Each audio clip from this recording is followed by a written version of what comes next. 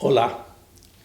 Nós vimos no encontro anterior que pelo menos por 3 vezes Jesus anunciou que estava indo para Jerusalém para ser preso, para ser torturado, açoitado.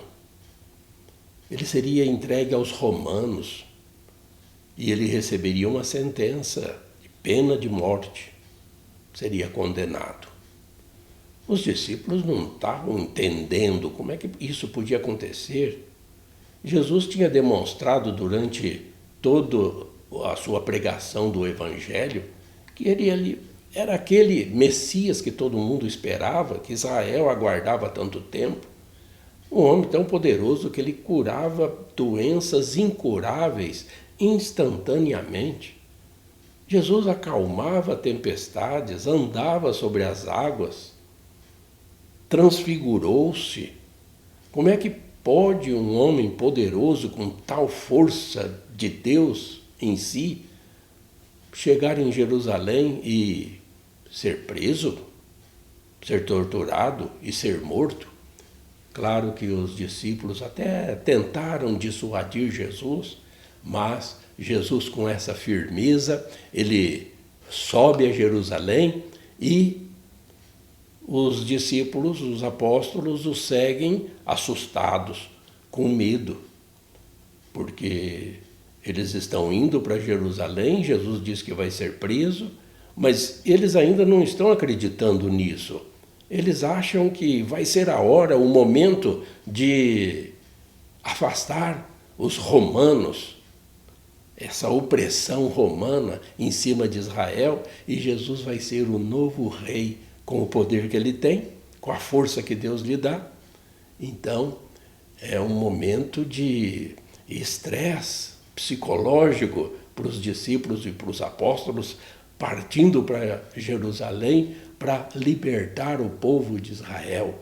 O que eles esperam?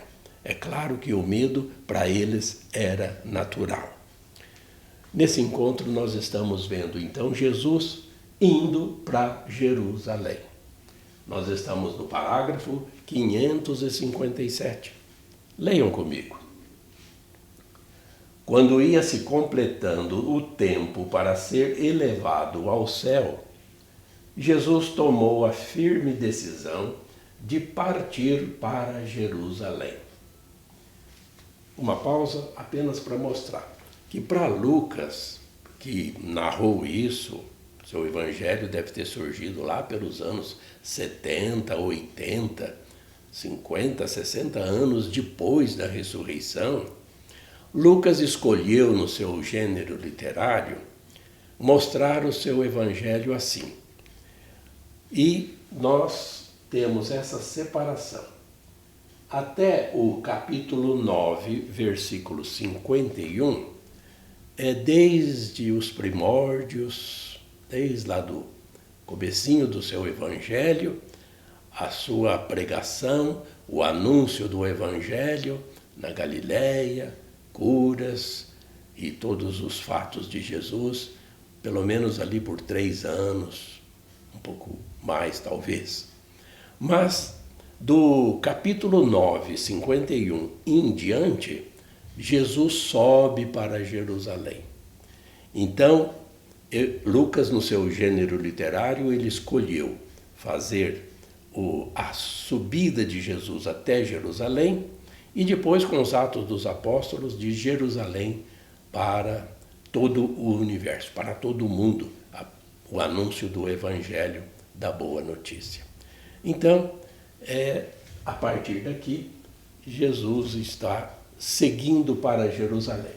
Continuando, com esta decisão, indicava que subia a Jerusalém pronto para morrer. Por 3 vezes tinha anunciado sua paixão e sua ressurreição. Ao dirigir-se para Jerusalém, disse: não convém que um profeta morra fora de Jerusalém. Já lá no capítulo 13, né? Então, Jesus está escolhendo morrer. Ele veio, fez a sua pregação, Quantas vezes nós aqui já relembramos isso, seus feitos, todos nós conhecemos também a obra de Jesus, os novos valores, valores cristãos, a implantação do reino de Deus, e ele demonstrando, né, a sua missão, mas ele sabia que teria que passar por esse sacrifício. Mas mais para frente, em outro encontro, nós vamos falar mais a respeito. O fato é que Jesus diz que Israel sempre matou os profetas, sempre perseguiu aqueles que anunciam o Deus misericordioso que quer salvar a todos, mas as pessoas céticas, as pessoas que têm os seus corações endurecidos, não aceitam e perseguem. Perseguem e matam. E Jesus também se solidariza com todos os profetas já assassinados, perseguidos. Vejam o parágrafo 558 do Catecismo. Venham aí comigo. Jesus lembra o martírio dos profetas que tinham sido mortos em Jerusalém. Todavia, persiste em convidar Jerusalém a congregar-se em torno dele. Quantas vezes quis eu reunir teus filhos, como uma galinha reúne seus pintinhos debaixo das asas, mas não quiseste. Está em Mateus capítulo 23. Quando Jerusalém está à vista, Jesus chora. Jesus chora sobre ela. Vejam essas lágrimas de Jesus sobre Jerusalém, porque é como que um aparente fracasso de Jesus ter vindo a este mundo como Deus verdadeiro que Ele é e não ter conseguido a adesão de todos, principalmente dos seus. Como vai dizer João, ele veio para os seus e os seus não o receberam. Jesus chora sobre ela e exprime uma vez mais o desejo de seu coração. Se tu também compreendesses hoje o que te pode trazer a paz, agora, porém, está escondido aos teus olhos. Então, Jesus se sente assim humilhado por ter que chegar a Jerusalém para ser preso, para ser sentenciado à morte, para morrer na mão das autoridades de seu povo. Ele enxerga essa dureza do coração de tantos. Por isso Jesus chora. Mas todos nós sabemos, não é? É apenas um aparente fracasso. Para os apóstolos, depois de virem Jesus ser morto, crucificado e enterrado, esse fracasso é total. Inclusive, depois a gente vê lá em Lucas 24, os discípulos de Emaús tão desanimados, porque tudo que eles esperavam, essa libertação de Israel da mão dos romanos, não tinha acontecido. Jesus, de fato, tinha sido morto. Mas nós fazemos aqui uma pausa também para lembrar algumas citações desses parágrafos do nosso catecismo que são importantes. Quais os títulos de Jesus? Jesus tem tantos títulos, qual que é o melhor deles? E nós vamos ver que nós não podemos ficar em apenas um. Tem que se ver todo o contexto. Esse título de profeta que ele se põe, não convém que um profeta morra fora de Jerusalém. Jesus é mais do que um profeta. Jesus é o profeta escatológico, é o profeta definitivo. Profetizar significa falar diante. E ele veio para isso, falar.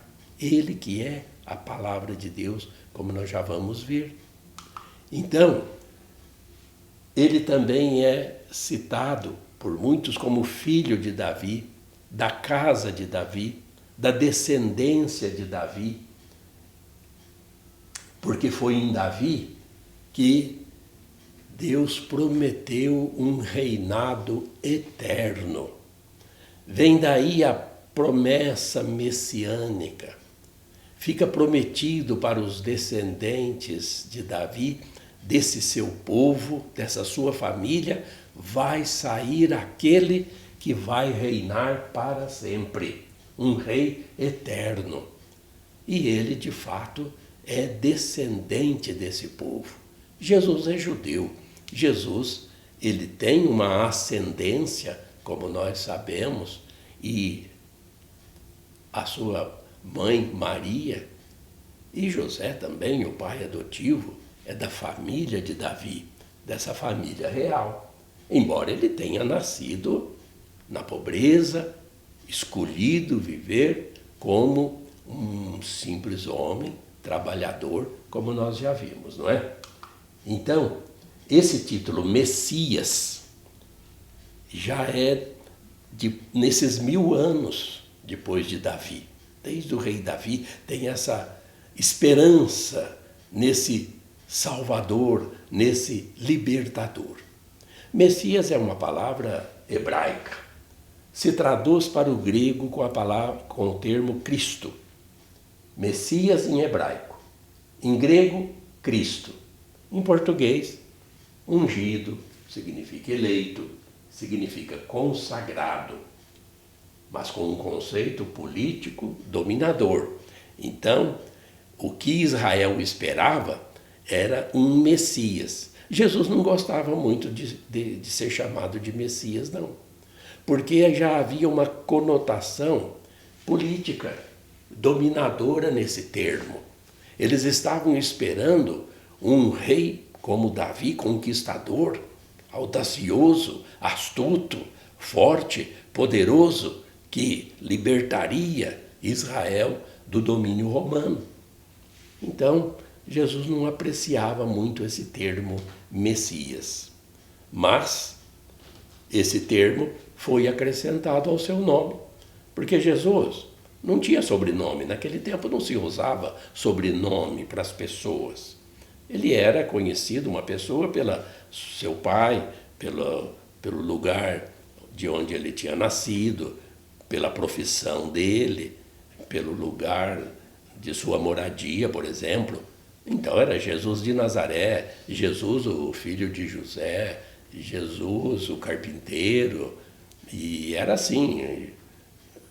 Tanto Simão, filho de Jonas, não se tinha sobrenome. Depois da ressurreição é que os apóstolos, os cristãos, os seguidores de Jesus, eles viram que, aí que eles entenderam o messianismo de Jesus, ele como ungido do Pai, o eleito do Pai, aí já após ressurreição.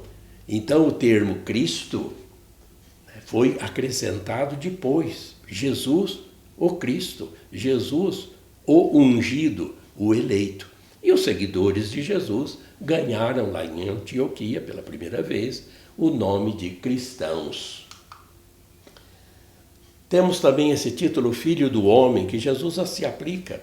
Esse termo Filho do Homem apareceu lá em Ezequiel, quando Deus chama esse Filho do Homem, o próprio Ezequiel, para ser um profeta.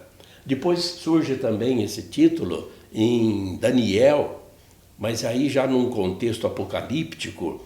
Filho do Homem é o ser humano universal por excelência e perfeição.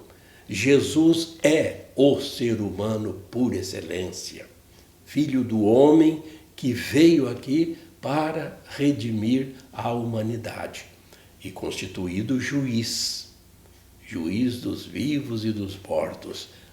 Então, uma figura escatológica, porque no final dos tempos, esse aparente fracasso, essa humilhação com que Jesus saiu aqui da face da terra,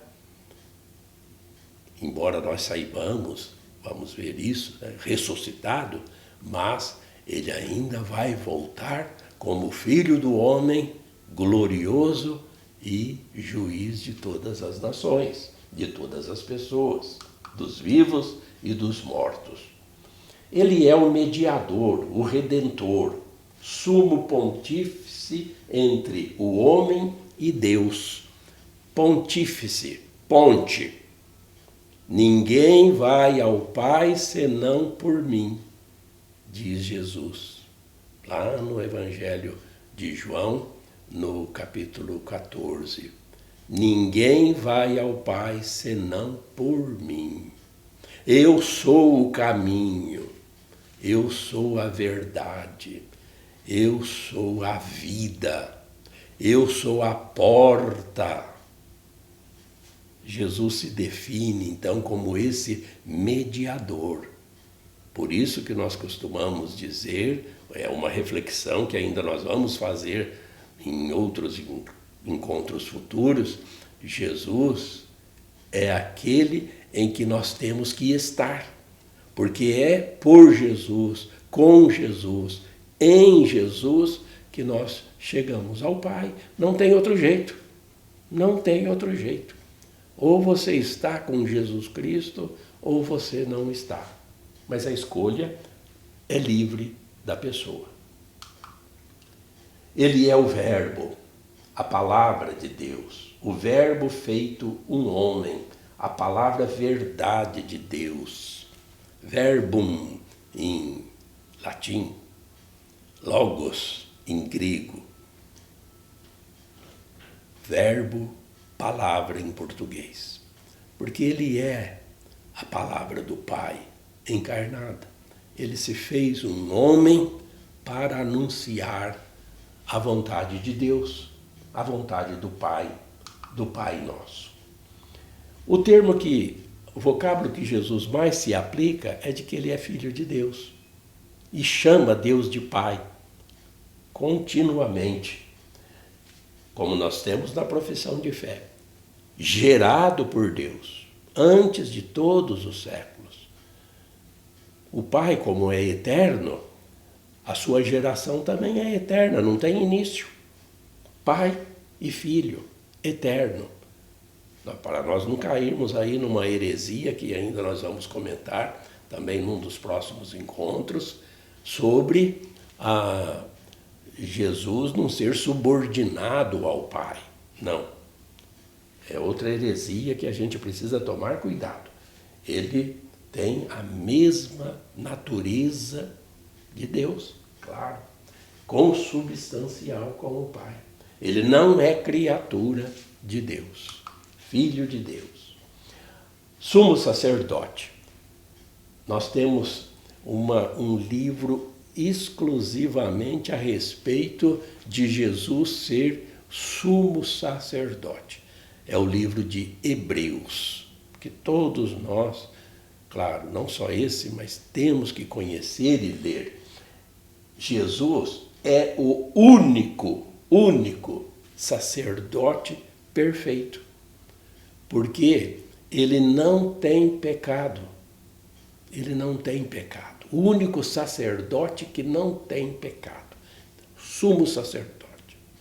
E ele oferece uma vítima que não tem pecado, que não tem mancha, que é ele próprio, ele mesmo. Ele é o Cordeiro de Deus que tira, o pecado do mundo. E é bom a gente saber que a palavra hóstia significa vítima. Vítima se traduz por hóstia. Ali, esse Cordeiro de Deus, que é Jesus Cristo, ele substitui, como nós vamos ver ainda no sacramento da Eucaristia, ele substitui todos os animais, Porque os sacerdotes do templo ofereciam animais, e animais são animais da natureza, são criaturas. Jesus, não. Ele é o sacerdote perfeito que oferece uma vítima perfeita ao Pai para redimir toda a humanidade. E a vítima é Ele mesmo, o Cordeiro de Deus, que tira o pecado do mundo. Mas o melhor título que Jesus se aplica a si mesmo é o de servo. Ele mesmo se proclama aquele que veio para servir e não ser servido.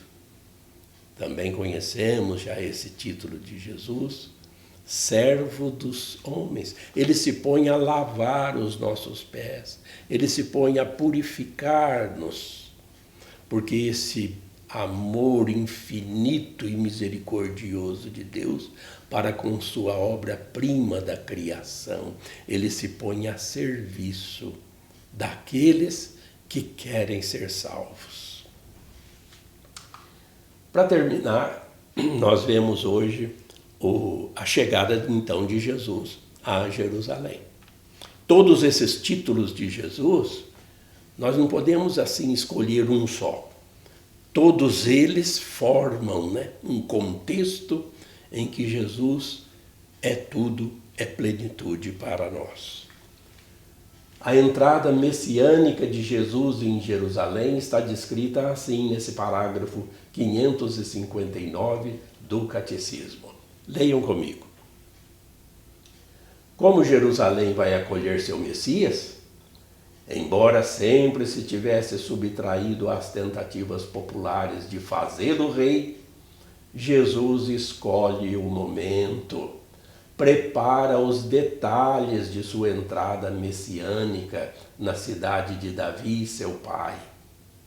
É aclamado como filho de Davi, aquele que traz a salvação. Hosana, o povo grita, Hosana quer dizer, salva-nos, dá a salvação. Ora, o Rei da Glória entra em sua cidade montado num jumento.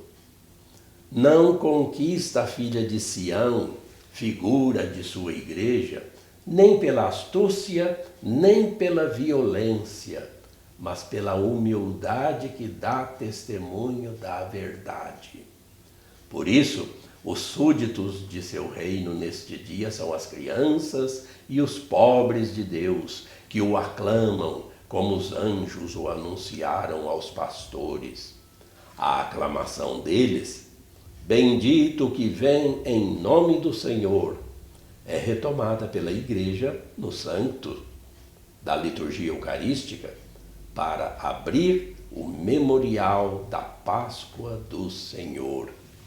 Enquanto aqueles reis poderosos que tinham vencido batalhas e guerras voltavam para a cidade cheios de glória, em cavalos garbosos de raça, todos recebendo as homenagens do povo, Jesus vem mostrando a sua humildade, mostrando que ele se despojou, como nós vemos lá em Filipenses, no capítulo 2.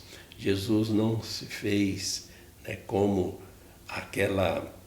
todo o poder, ele se despojou de todo o poder de Deus que ele sempre teve, da glória que ele sempre teve no reino dos céus, na vida com o Pai, e se tornou um homem, um simples homem, mas ele vai tomar agora, na cruz, todos os pecados da humanidade. Nós vamos mostrar no próximo encontro essa paixão de Cristo. Ficamos aqui hoje com esse assunto da chegada de Jesus para o mistério da sua paixão, morte e depois a ressurreição. Inscreva-se no nosso canal. Participe desses encontros para uma melhor formação e crescimento na fé. Tudo isso é muito bom, é o que Deus quer que a gente o conheça cada vez melhor. Por isso, fique com Deus. Que Ele te abençoe.